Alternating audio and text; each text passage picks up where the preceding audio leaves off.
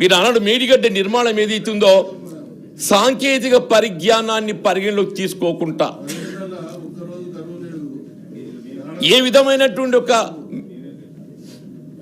సాంకేతిక పరిగణలోకి తీసుకోకుండా ఏదైతుందో కేవలం పాలకులు ఏదైతుందో వాళ్ళే డ్రాయింగ్స్ గీసి నిర్మాణం చేపట్టబడంతో ఏదైతుందో మేడిగడ్డ కొలాప్స్ కావటం ఇది ఇవ్వాలది కాదు అధ్యక్ష. ఆనాడు ఏదైతుందో దయచేసి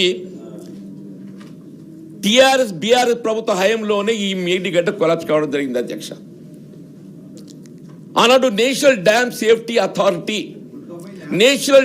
సేఫ్టీ అథారిటీ ఆనాడు ఏదైతుందో ఆ ప్రభుత్వ హయాంలోనే డ్యామ్ విజిట్ చేసి అందులో నీరు నిలిపినట్టయితే ఏదైతుందో మరి ప్రమాదం ఇంకా పొంచి ఉంటుంది.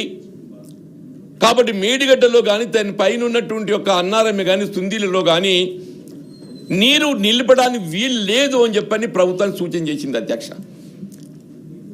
దాని పర్యవసానం ఇవాళ మేడిగడ్డ వినియోగం చేసుకోలేక నీటిని నిలుపుదల చేసుకోలేక కేవలం శ్రీరామ్ సాగర్ ప్రాజెక్టుతోని మాత్రమే మొత్తం గోదావరి నదీ జలాలపై ఆధారపడిన ఒక ప్రాంతాలన్నింటిని కూడా సాగుమయం చేయడానికి ప్రభుత్వం ఏదైతుందో క్రమశిక్షణతోని ప్రయత్నం చేస్తుందని చెప్పక తప్పదు అధ్యక్ష అని చెప్పంట.